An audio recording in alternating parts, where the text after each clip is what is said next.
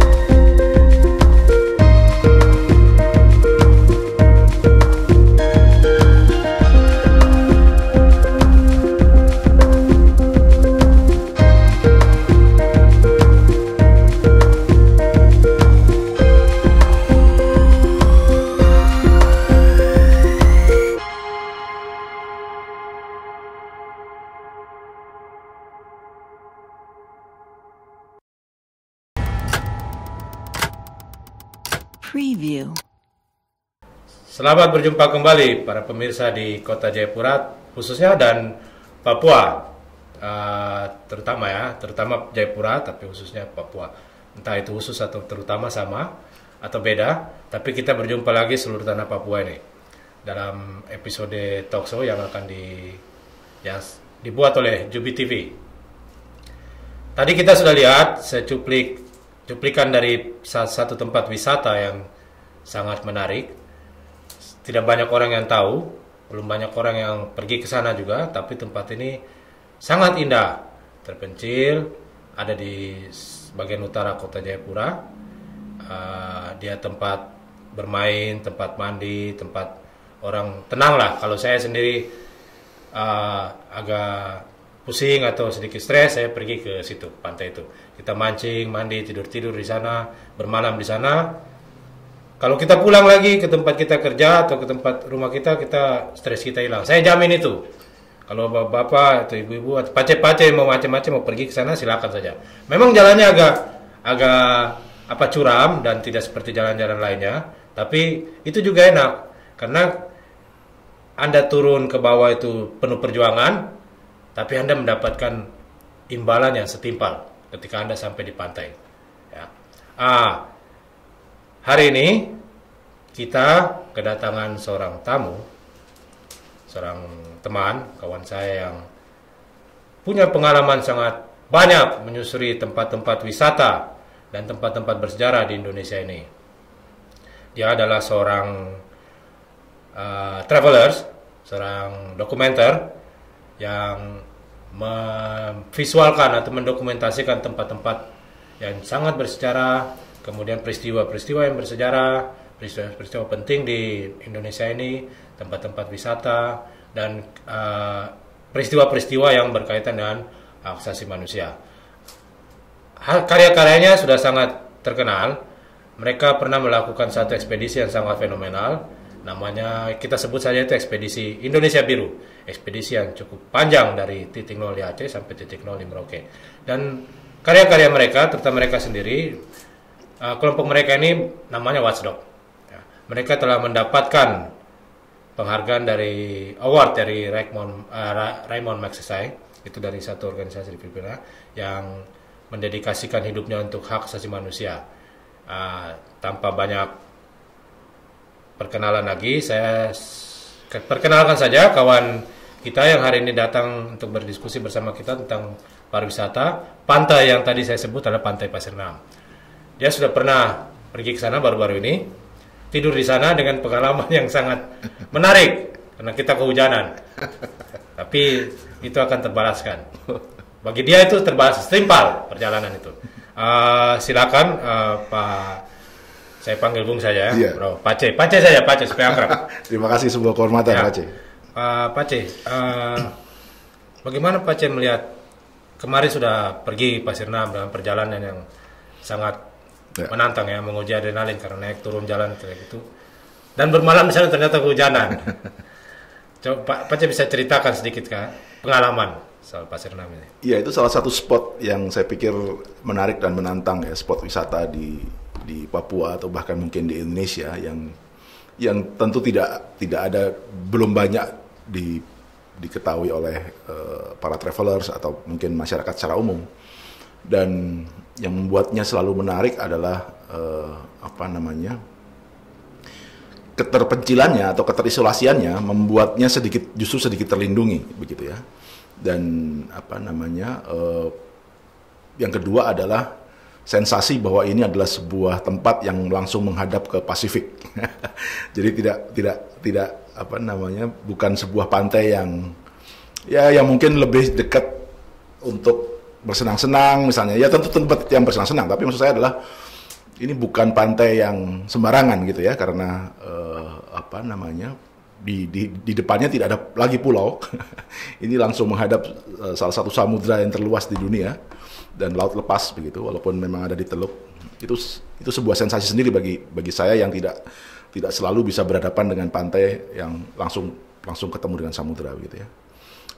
Yang ketiga adalah lanskapnya, di mana gunung langsung ketemu dengan pantai, mata air yang jernih langsung ketemu dengan pantai, muara sungai langsung ketemu dengan pantai.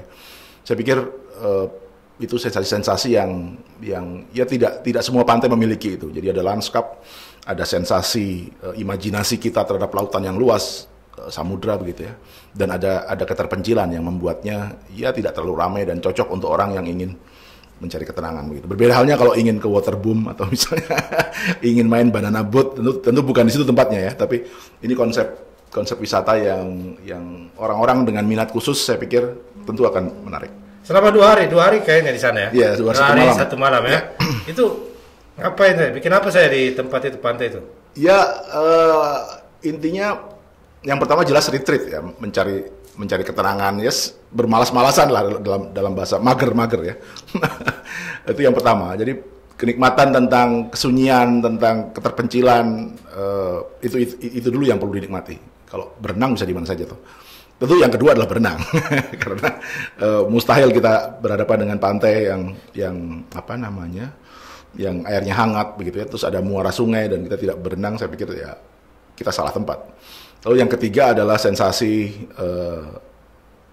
mengkonsumsi makanan yang kita olah sendiri, kita bakar sendiri, kita cari bahan mentahnya sendiri, kita masak sendiri. Jadi tiga hal utama aktivitas itu saya pikir ya menarik. Jadi Pak Ceni kan sudah jalan ke berbagai tempat di Indonesia ya, tempat wisata. Kira-kira bagaimana Pak Ceni bandingkan tempat-tempat wisata di Indonesia dan tempat-tempat wisata di Papua, terutama pantainya?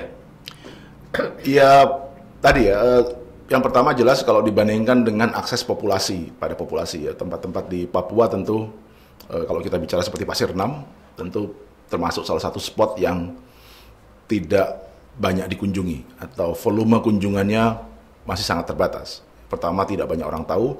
Kedua, kalaupun tahu, aksesnya juga tidak mudah, begitu ya. Jadi tempat-tempat seperti ini selalu cocok untuk orang-orang yang memang tidak suka dengan konsep wisata yang berkerumun atau mass tourism, gitu ya, turisme massal, gitu ya. Dan itu memang jadi faktor pertama Papua sudah jelas jauh kan dari pusat populasi Jawa atau Sumatera, jelas Papua jauh. Itu saja sudah sebuah seleksi gitu. Yang kedua di Papua sendiri dia juga bukan tempat yang mainstream seperti Hamadi misalnya. Jadi itu juga sudah seleksi yang kedua. Yang ketiga adalah soal akses ke sana, orang yang punya energi untuk mencapai tempat itu. Jadi ya untuk orang yang memang ingin situasi yang lebih tertutup begitu ya, itu tempat yang sangat cocok sekali. Bicara soal akses ke tempat situ ya, Ya. itu kan naik turun jalannya curam, jurang kiri kanan. Apakah Pace pernah menemukan akses atau jalan seperti begitu menuju tempat-tempat berwisata di tempat lain di Indonesia? Ya, kalau kita lihat misalnya lokasi-lokasi di pesisir Samudra Hindia dari mulai Sumatera Barat sampai Bengkulu, kemudian Lampung, sebenarnya lanskapnya mirip-mirip ya. Atau Mentawai misalnya langsung menghadap ke Samudra Hindia dan mereka juga terutama di sisi Lampung dan Bengkulu yang langsung memiliki tebing. Saya pikir sama ya karakternya. Tetapi memang Pasir Enam ini menjadi menarik karena itu frontal ya dari mulai kawasan yang ada penduduk misalnya di angkasa gitu misalnya sampai ke itu kan sama sekali tidak ada jalan naik turun. Ya. Pilihannya hanya turun atau naik. Tidak ada naik turun macam kita ke Amai ada lembahnya begitu ya. Jadi sama sekali kalau sedang turun ya kita mungkin meluncur, tapi kalau sedang naik kita nanjak terus. Tidak ada stand untuk daerah yang landai. Jadi memang butuh pengalaman dan keahlian khusus untuk bisa mengendalikan kendaraan di lanskap yang seperti itu. Baik, ini orang bilang apa? Biasanya puasa panik gak? Kadang karena jalannya begitu. Iya. Kemarin kita turun dengan jalan seperti itu, panik atau tidak? Saya lihat sopir. Jadi, saya biasanya melihat orang lokal yang mengantarkan kami ya. Kalau dia santai, berarti itu sesuatu yang dia bisa kendalikan. Jadi saya harus berusaha menyesuaikan psikologinya. Tapi kalau dia terlihat gelisah, saya berarti harus lebih gelisah lagi karena orang lokal aja gelisah gitu ya melihat treknya gitu ya. Jadi saya selalu menggunakan itu supaya karena kita tidak punya ukuran kan apakah ini bahaya apa tidak bagi kita ya kalau ngikuti insting ya semua terlihat mengancam ya ada potensi ancaman, tapi ukuran saya kalau sedang berpergian misalnya kadang-kadang melaut ke laut mana kemarin itu Samudra Hindia yang berbatasan dengan Selat Lombok misalnya, saya menggunakan hanya perahu kecil. Tapi nelayan santai saja, walaupun itu sedang ombak besar. Kalau saya melihat psikologinya santai ya, berarti saya santai. Atau ketika kita naik pesawat, ada turbulensi, kita cukup melihat wajah pramugari toh. Iya kan? Kalau pramugari masih melayani makanan, ya seringnya pramugari. Kalau mereka masih melayani makanan, masih santai, masih bisa ngobrol, oke, berarti ini turbulensi yang mereka sudah biasa. Tapi kalau tiba-tiba dia berpegangan, saling melihat, baku lihat mata begitu dengan temannya, atau pegangan gitu, berarti sesuatu yang luar biasa. Oke, Pace, kita akan bahas selanjutnya setelah break. Kita break dulu. Nanti kita akan bahas soal infrastruktur, kira-kira seperti apa yang baiknya tempat wisata seperti Pasir Enam yang memang masih dikelola oleh masyarakat lokal ya. Kita break, nanti kita akan lanjut untuk diskusi soal. Preview.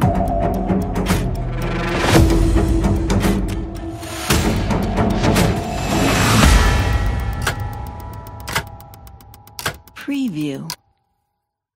Pace-mace, kita jumpa lagi. Kita setelah break tadi, kita jumpa lagi dengan Bung Pace Dandi Dwi Laksono yang tadi kita sudah cerita banyak sudah bahas tentang pengalaman Pace ini pergi ke Pasir Enam. Kita bilang turun naik itu Pasir Enam itu sudah. Nah, sekarang kita mau cerita-cerita dengan dia itu tentang bagaimana mengelola pantai yang masih dikelola secara tradisional secara keluargaan ini. Karena pantai ini memang punya potensi cukup besar untuk pariwisata, tapi kita juga tidak mau merusak pantai ini. Seperti tempat-tempat lain, kalau pantai dibuka untuk pariwisata yang besar atau yang masif, itu pantainya akan rusak, sampah banyak, dan orang-orang yang juga mungkin akan merugi banyak, terutama yang tinggal di sekitar situ. Anda sendiri waktu turun, Pak Cek, lihat Pasir Enam itu kira-kira infrastrukturnya apakah memang sudah seperti itu saja atau harus diperbaiki? Ya, itu tergantung dengan visi dari, pertama mungkin masyarakat yang memiliki wilayah kelola itu sendiri ya. Kalau mereka punya keinginan untuk menjaganya pada level tertentu, tidak terlalu ramai tapi juga tetap bisa dikunjungi, mungkin akses jalan yang sekarang tinggal butuh sedikit perbaikan saja, tidak perlu menjadi harus bisa diakses oleh semua orang. Jadi, karena banyak juga masyarakat yang punya konsep bahwa lokasinya adalah tempat pelindungannya sebenarnya. Seperti masyarakat Cipta Gelar atau warga Baduy, mereka juga menolak kalau jalannya diaspal, supaya justru mengurangi akses orang keluar masuk. Kampung di sebelah bypass, apa namanya itu? Di sini, Bace? Kampung di sebelah bypass yang ada di tengah laut, mereka juga menolak ada jalan akses toh. Mereka juga tidak ingin bahwa kampungnya menjadi lintasan orang, gitu ya. Tempatnya Lucky, ya itu kampung itu kan. Mereka juga menolak ada jalan akses, gitu ya. Jadi mereka tetap ingin lalu lintasnya menggunakan perahu saja, tidak perlu ada jalan, walaupun itu sebelah bypass toh. Nah, itu adalah aspirasi sebenarnya, aspirasi mereka bahwa mereka memang tidak ingin tempatnya ramai, begitu. Nah, ini terpulang kepada masyarakat yang memiliki wilayah kelola di situ. Dan saya pikir itu perlu dihormati juga, gitu ya. Tidak semua jalan harus dibikin aksesibel untuk semua orang. Karena itu menimbulkan risiko juga. Walaupun mungkin akan ada ledakan ekonomi, tapi daya tampung lingkungannya belum tentu bisa mendukung ledakan pengunjung yang akan datang. Kita belum bicara soal masalah sosial, kita belum bicara soal dampak lingkungannya, kita belum bicara masalah sampah, gitu ya.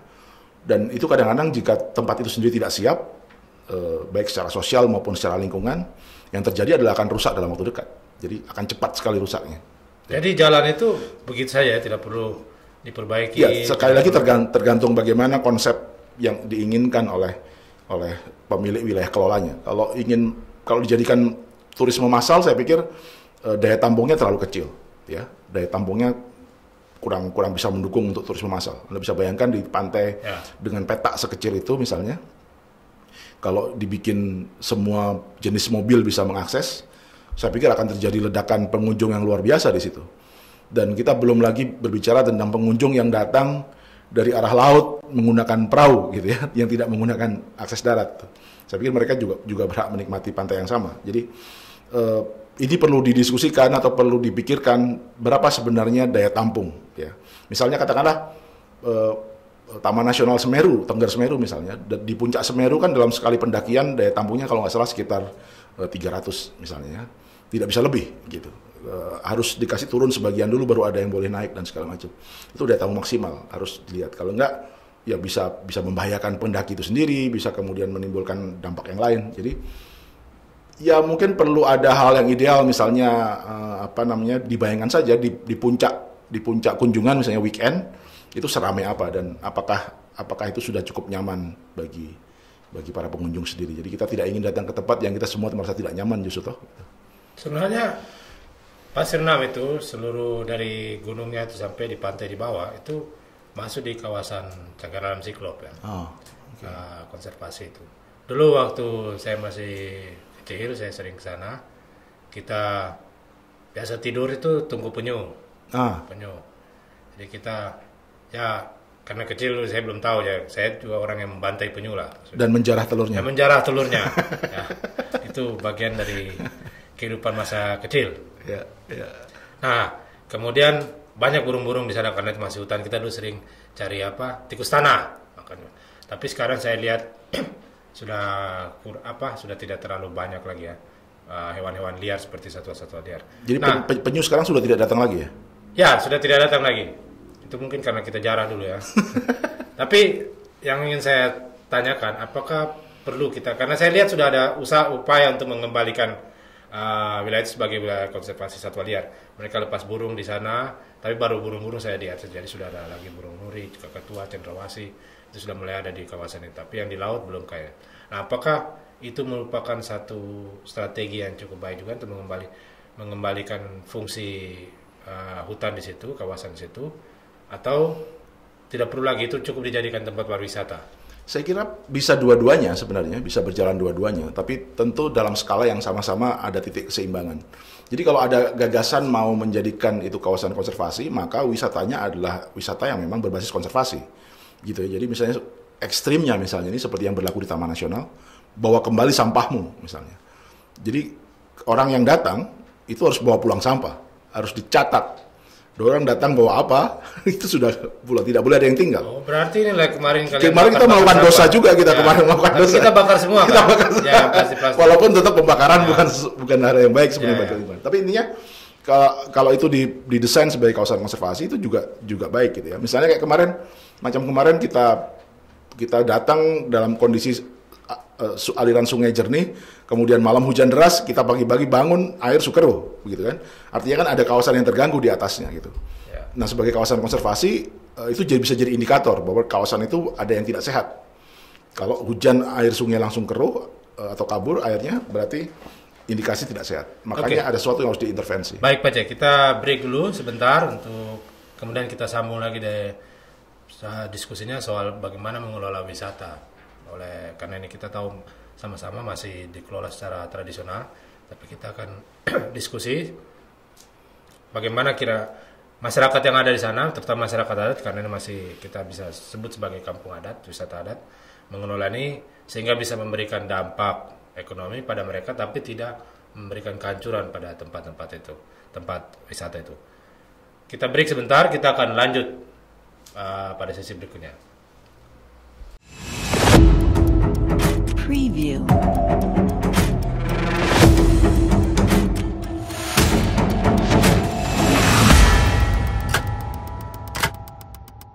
Preview.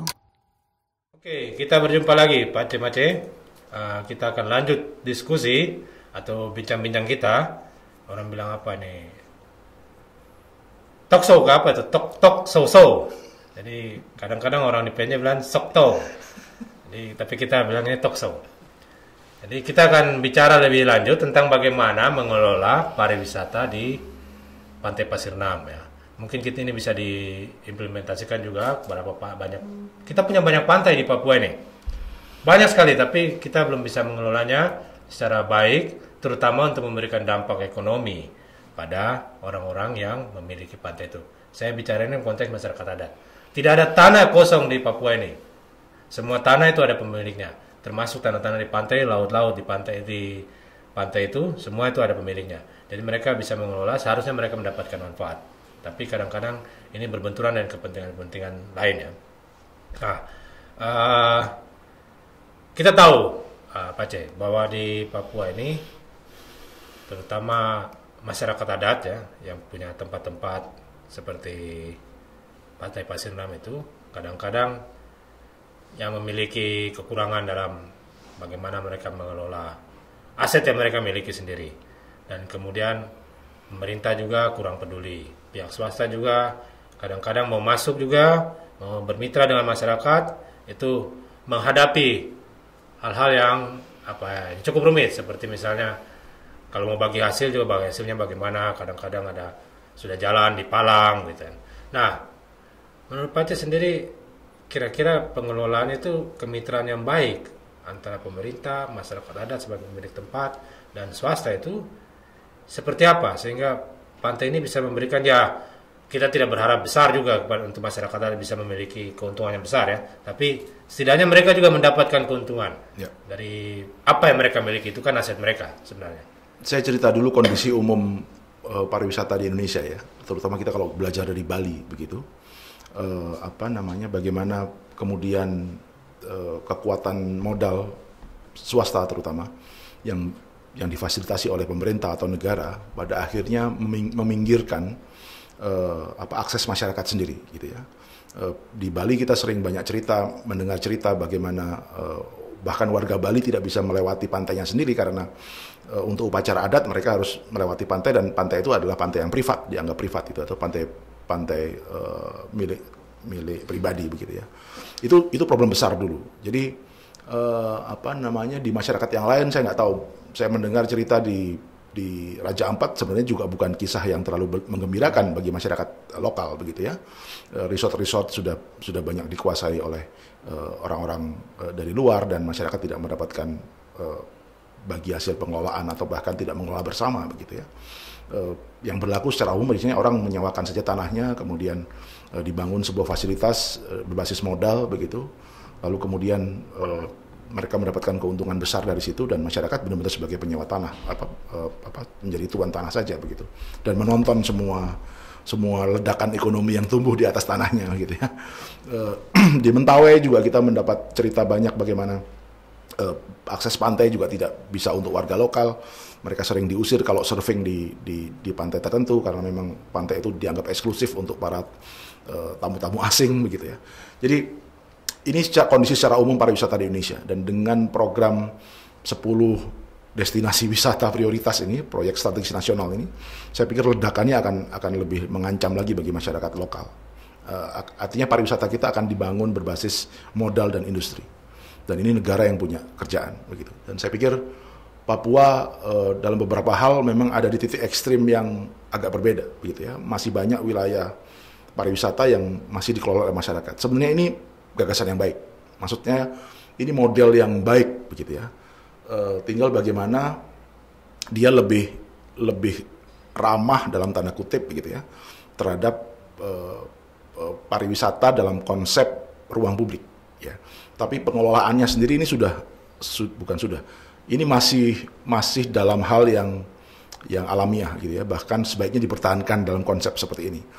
Yang saya maksud dengan ruang publik tadi, saya beri contoh misalnya, ketika kemarin kami di Pantai Hamadi misalnya, itu pantai yang terbuka ya, semua orang bisa mengakses, tetapi ada fasilitas-fasilitas yang hanya bisa dinikmati kalau kita bisa membayar, seperti pondok misalnya.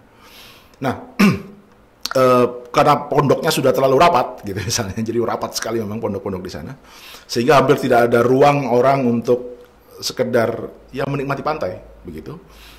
Misalnya keluarga kecil yang bisa menggelar tikar di teduhnya pohon gitu, hampir tidak ada space yang memungkinkan begitu ya.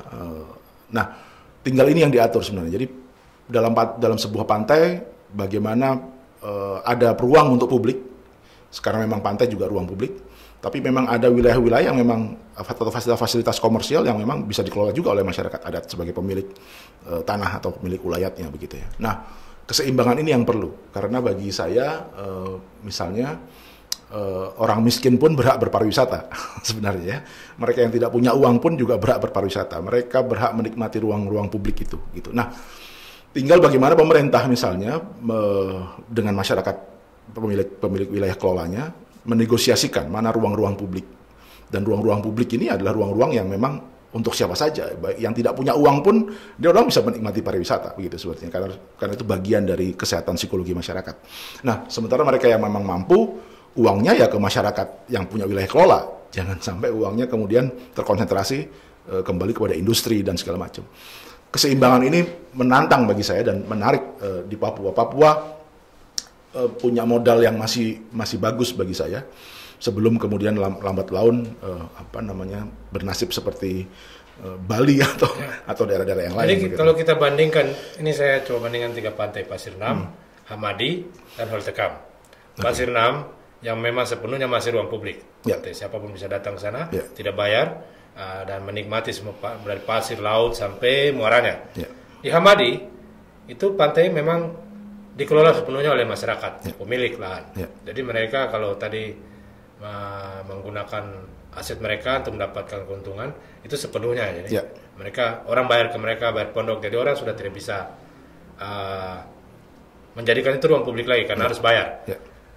Tapi di satu sisi itu dikelola oleh masyarakat adat, pemilik. Betul. Di satu sisi Pantai Holtekam, ini semua sudah tidak ada lagi yang punya tanah. Orang masyarakat adat tidak ada lagi yang punya tanah situ. semua sudah dibeli oleh pemodal-pemodal. Saya belum ke sana. Itu yang mana ya? Sebelah mana? Itu jembatan Oh merah, iya, sana terus. iya, betul, ya. Itu tinggal yang di ujung saja kayaknya yang saya sudah lihat masih itu. punya. Betul. Tapi Itu semua sudah full cafe ya? Ya. Dan restoran. Itu sudah pemodal semua. Nah, ini yang tadi mungkin kita bicara soal ruang publik. Ya. Jadi di situ justru keseimbangan itu sudah tidak ada, karena pemilik modal sudah punya hak untuk semua itu. Di sisi lain Pantai Hamadi yang dikelola masyarakat adat dan Pantai Pasir Enam. Kalau di Holtekam berarti kita bisa datang ke pantainya dan menikmati pantai masuk begitu tanpa harus menjadi pembeli warung atau kafe atau restoran? Tidak bisa, kita harus bayar di depan. Itu bahkan lebih buruk dari Hamadi berarti? Ya, kita harus bayar di depan. Itu berarti lebih buruk dari Hamadi ya, oke. Jadi bagaimana ruang-ruang publik itu harus tetap dijamin ya. Bahwa mau pantai itu komersial, pemilik modal atau siapa datang ke sana itu harus jamin. Satu pantai lagi yang pernah Anda ke sana, Bung Pace, itu Pantai Amai. Amai. Saya ingin mendengarkan ke sana karena pantainya juga menurut saya ikannya sangat banyak. Betul, dan itu pantai bersejarah ya. Saya membayangkan kalau di Amai ada sedikit memorabilia tentang bagaimana jalannya Perang Dunia Kedua seperti halnya Morotai menjual kisah MacArthur. Saya pikir Amai akan juga menjadi salah satu tempat yang akan punya nilai lebih lagi ya. Selain itu lanskap yang luar biasa sepanjang pantai berkilo-kilometer isinya pasir. Walaupun dari sisi keragaman laut itu sebenarnya gurun pasir kan, karena tidak ada ikan yang bisa hidup di situ. Tapi buat kita para wisatawan itu surga banget untuk berenang, untuk macam-macam gitu ya, olahraga air. Saya pikir itu luar biasa. Lalu kemudian ada muara sungai yang airnya juga sangat bersih, jernih, dingin dan murni, dan itu luar biasa. Jadi saya belum pernah menemukan lanskap di mana muara sungai dengan debit air sebesar itu, kemudian bertemu dengan laut di titik yang sama. Dan saya pikir itu luar biasa. Nah, tinggal tadi Amai punya sejarah yang bisa dijual sebenarnya sebagai narasi. Karena di sana juga masih banyak warga yang bisa menceritakan bagaimana MacArthur dulu membangun jalan pertama dari Depapre sebagai titik nol aspal pertama untuk akses jalan untuk mobilisasi perang gitu ya. Bahkan fasilitas air dan segala macam. Ketika itu cerita yang luar biasa. Hal yang sama dilakukan oleh Morotai, Pantai Morotai yang kemudian dijual sebagai salah satu ikon wisata di utara Indonesia dengan narasi yang sama. Jadi saya pikir Amai sangat luar biasa. Oke, terima kasih Pak C. Pemirsa, kita sudah sampai di penghujung acara, penghujung diskusi apa orang bilang tadi talk show tuh. Talk show. Jadi kita akan jumpa lagi pada talk show berikutnya. Ya, kita belum bahas apa yang akan kita bicarakan, tapi tetap akan seputar pariwisata, kemudian perjalanan, travel ya. Itu akan kita bahas pada talk show berikutnya. Saya ucapkan terima kasih kepada Pak C. Dandi. Terima kasih Pak C. Victor. Saya sudah datang untuk diskusi dan cerita pengalamannya selain menyusuri Indonesia dan bermalam selama 2 hari. 1 malam di Pantai Pasir Enam dan 2 hari 1 malam juga di Pantai Amai untuk ini akan menjadi refleksi juga untuk Pak C. Dandi bagaimana pariwisata membandingkan Pak C. ini sudah jalan keliling Indonesia dan sudah sampai di berbagai tempat ya, termasuk tempat pariwisata. Terima kasih sekali lagi Pak C. Semoga kita bisa berdiskusi lagi atau berbicara lagi pada talk show berikutnya. Preview.